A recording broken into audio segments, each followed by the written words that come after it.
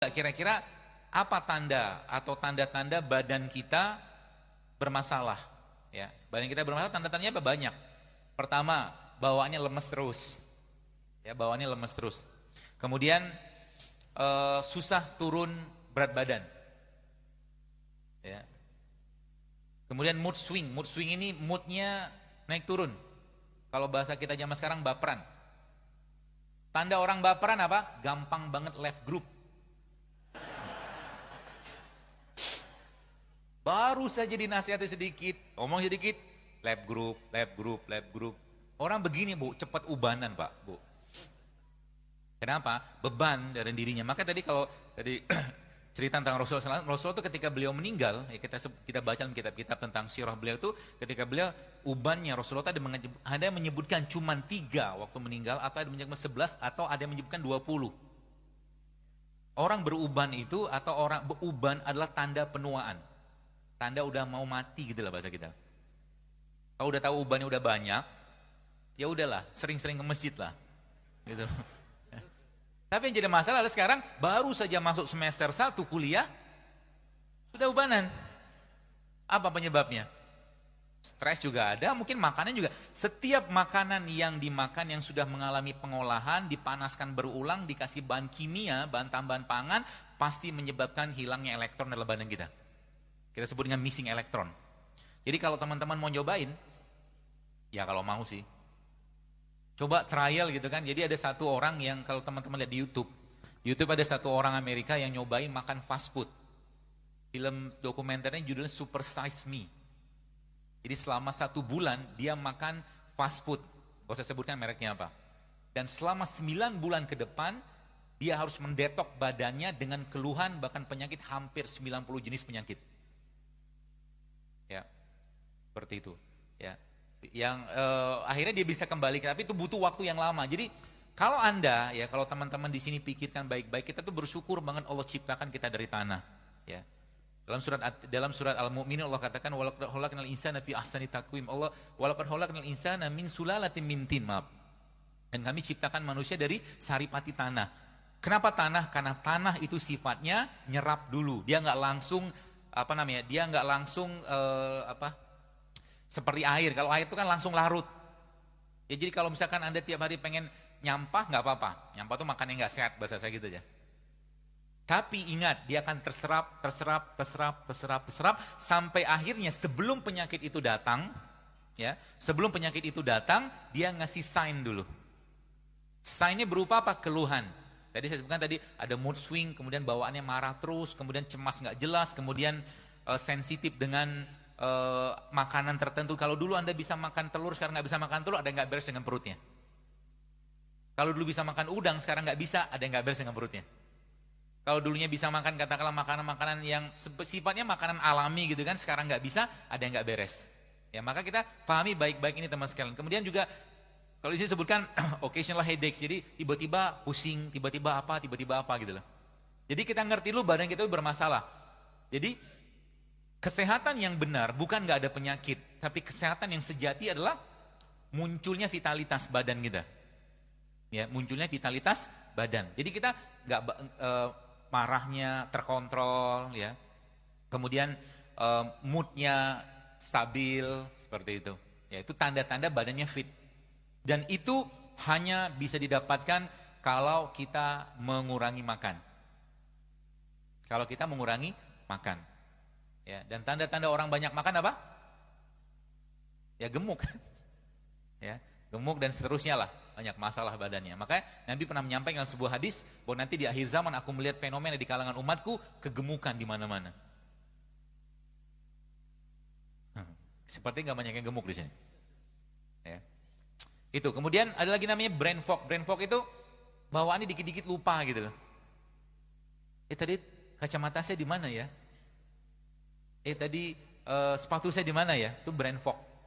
Otaknya berkabut. Gitu loh. Kemudian nyeri badan, nyeri sendi, nyeri otot gitu kan.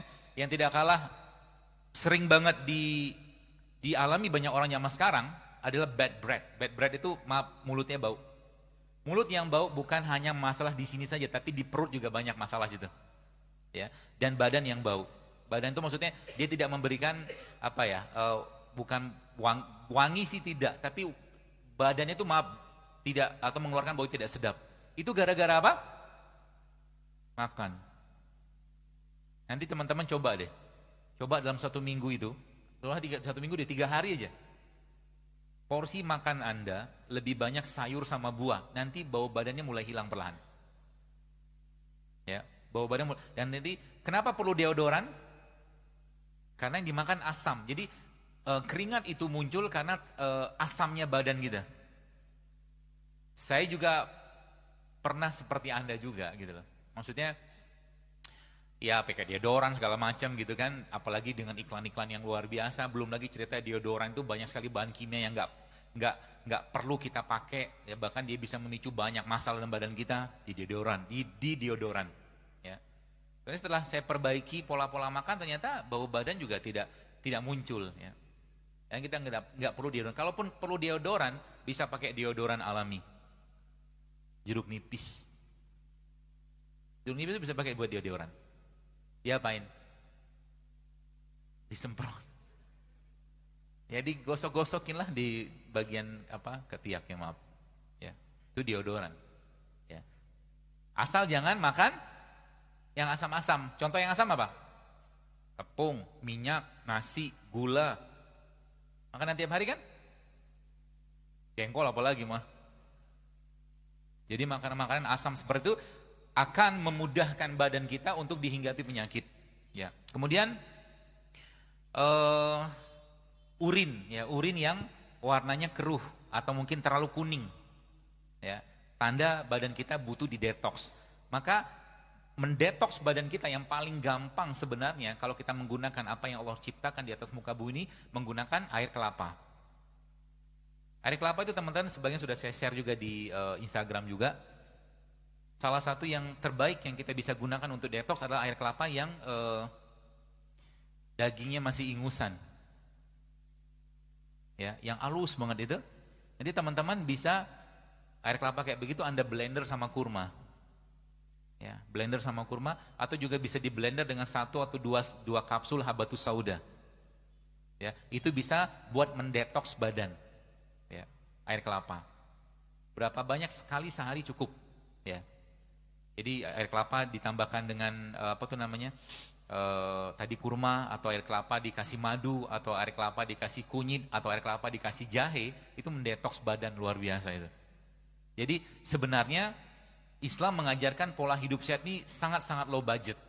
Jadi kemarin ada mahasiswa kemarin ya tadi pagi ding tanya, ya kemarin juga, bagaimana caranya karena kami mahasiswa nih, kami kan budget terbatas, bagaimana cara tetap hidup sehat? Jawaban saya puasa, ya kan? Kan gak banyak makan duit kan? Habis itu pergi ke pasar, beli apa namanya, beli kunyit, beli jahe, beli apa, beli serai gitu kan, beli buah sedikit, 10.000, 15.000 udah cukup. Makanya gak perlu mahal-mahal kok untuk hidup sehat sebenarnya. Ditambah dengan kita membiasakan untuk berpuasa, ya. Dan berharap misalkan ada kondangan misalkan itu tuh, lumayan kan?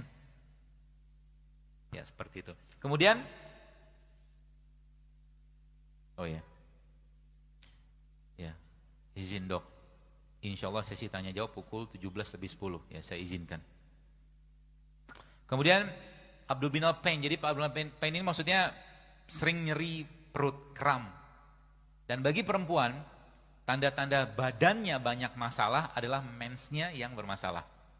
Jadi kalau sudah perempuan bermasalah di mensnya, maka itu gerbang penyakit yang lebih besar ke depan. Ya. PCO nanti muncul dari situ, kemudian endometriosis, infertilitas akan muncul dari mens yang bermasalah. Ini secara umum kayak begitu. Ya, jadi hati-hati dengan itu. Kemudian sleep disturbance. Jadi maksudnya yang lain daripada itu adalah gangguan tidur. Ya, gangguan tidur. Jadi gangguan tidur, orang susah tidur itu masalah. Makanya saya sarankan kalau bisa teman-teman, kalau memang Anda memang suka olahraga, jangan olahraganya malam. Malam bukan waktu yang tepat untuk olahraga karena tumbuhan pun sedang mengeluarkan karbon dioksida. Kapan olahraga yang baik? Waktu matahari terbit sampai sebelum tenggelam. Ya, karena matahari atau tumbuhan masih mengeluarkan oksigen dari proses fotosintesis tadi.